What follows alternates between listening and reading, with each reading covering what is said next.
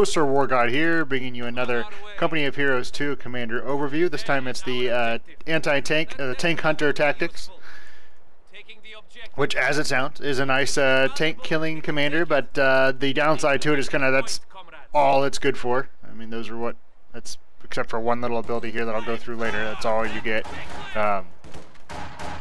I'll start going through the abilities here. First off, we have the RPG-40 Anti-Tank Grenade Assault. Essentially, this will make your conscripts, you'll see it right here, throw a bunch of little grenades, which are smaller than the RPG-43 Anti-Tank Grenade, right, but there's more of them, so up to 6. So the more troops you have, the more it will throw. And I was trying to find a tank to demonstrate it for you and throw grenades at, but having no luck with that, so may not be able to do that.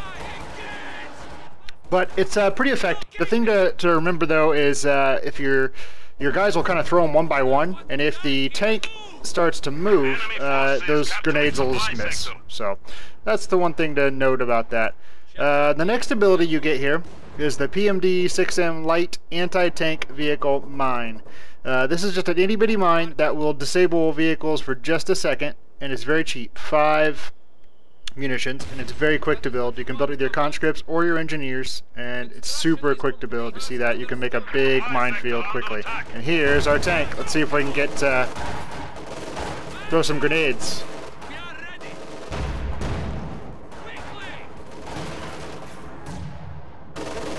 Alright, here we go. Watch this.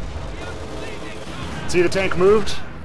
Yeah, the tank moved, and the grenades then missed. But if your tank's sitting in the same spot, it works pretty well. Alright, so I just showed you the RPG-40, demonstrated that, demonstrated the light anti-tank mines and how they just do a little bit of damage. They don't actually kill a tank. They won't do very much damage at all to the tank. They'll just kind of shock it for a few seconds. The next thing you get is this passive conscript PTRS package. It allows conscripts to upgrade to the PTRS anti-tank rifle, which are these giant rifles that you see the guy in the middle has. And essentially this is anti-armor, anti-personnel, or not anti-personnel really, but anti-materiel rifle. It does a great job against light armor. You saw him firing actually a little bit ago. It will destroy armored cars. One conscript squad with 2 of these rifles, which are upgraded right here, at a cost of 50 munitions, will easily destroy one armored car if that's what they're going up against. And it also does decent work against buildings, which is kind of nice. It gives your conscripts the ability to damage buildings, which normally they don't have. You can see the giant rifle firing. You saw it kind of splatter over there. We'll wait till it fires again. See? There we go. Yeah, so it's a pretty nice little rifle. Takes away some of the firepower overall, I think, of the conscript squad against infantry, but useful if you're fighting a lot of armor. So the next ability that this commander gets is it's a passive ability, Engineer Salvage Kit. So we'll go over to an engineer squad.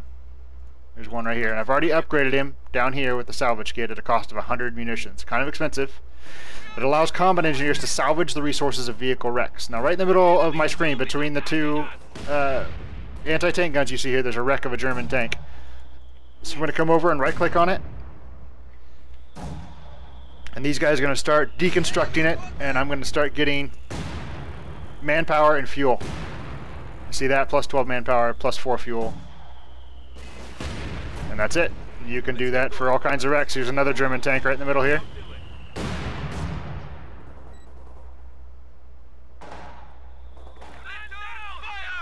Let's take care of a mortar real quick. And we got rid of that tank.